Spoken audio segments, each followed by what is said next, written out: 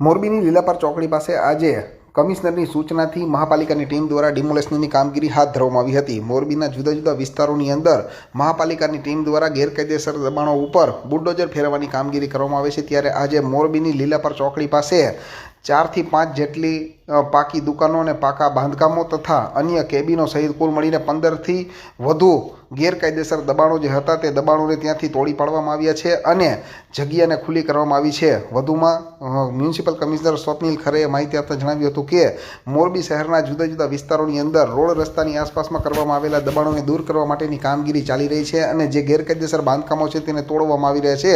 તેના ભાગરૂપે આજે મોરબીની લીલાપર ચોકડી પાસે આ કામગીરી કરવામાં આવી છે અને આગામી સમયમાં આવી જ રીતે અન્ય વિસ્તારમાં પણ કામગીરી કરવામાં આવશે।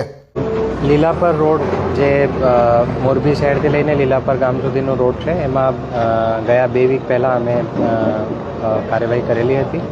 એના કન્ટિન્યુએશનમાં આજે લીલાપર ગામ સુધી કેનલ અને રોડ વચ્ચેના દબાણો હતા જે દૂર કરવામાં આવ્યા છે।